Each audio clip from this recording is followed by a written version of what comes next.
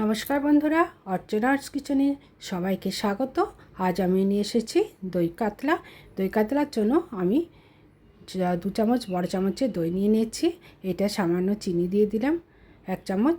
আমি এটাকে খুব ভালো করে মিশিয়ে নেব একটু টাইম ধরে, যাতে একটু দলা পাকিয়ে না থাকে। এবার আমি এই দই কাতলার জন্য একটা প্রিপারেশন বানাবো। ওই জন্য আমি 2 চামচ পোস্ত নিয়ে নিয়েছি, 1 চামচ চারমগজ নিয়ে নিয়েছি, আর 7-8টা কাজু নিয়ে নিয়েছি। এবার আমি কয়েকটা কাঁচা লঙ্কা ওখানে দিয়ে দিলাম। এবার সামান্য জল দেব। এবার আমি পেস্টটাকে বানিয়ে নেব। ওইদিকে আমি সাদা তেল বসিয়ে দিয়েছি। আমি এই দই কাতলাটা সাদা তেলেই করব।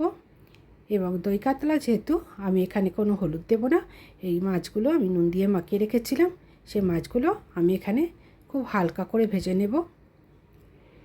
আমি এখানে মাছটা একদমই ডিপ ফ্রাই করব না, আপনারাও করলে একদম হালকা করে ভেজে করবেন। এই যে আমার মাছগুলো এরমভাবে ভেজে তুলে নিচ্ছি। তুলে নিলাম মাছগুলো।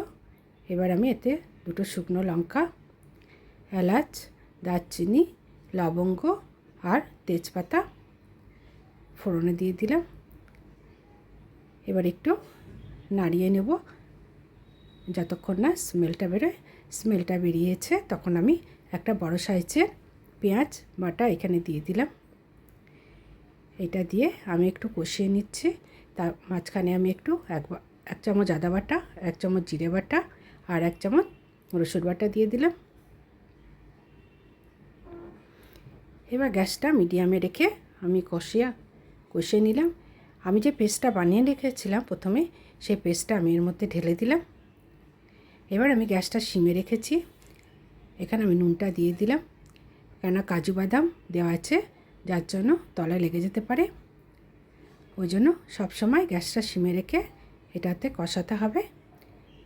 এবার কষানো হয়ে যাওয়ার পর আমার যে দইটা ফেটানো ছিল, দইটা আমি এখানে ঢেলে দিলাম। দইটা ঢেলে দিয়ে গ্যাসটা একদমই কমিয়ে রেখেছি। এবার যে মাছগুলো ভেজে রেখেছিলাম, মাছগুলো এর মধ্যে দিয়ে দিলাম।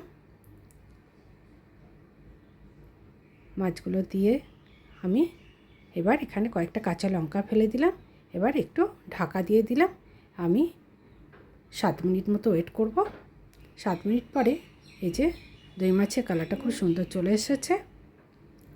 এবার আমি ঘরে বানানো একটু গরম মশলা এখানে দিয়ে দিলাম, এলাচ, দারচিনি আর লবঙ্গ। আপনাদের যদি রেসিপিটা ভালো লেগে থাকে অবশ্যই আমাকে ইউটিউব চ্যানেলে সাবস্ক্রাইব করে দেবেন। আমার দই মাছটা রেডি হয়ে গেছে, আমি সার্ভ করে দিলাম। আপনারা করে অবশ্যই খাবেন। Thank you.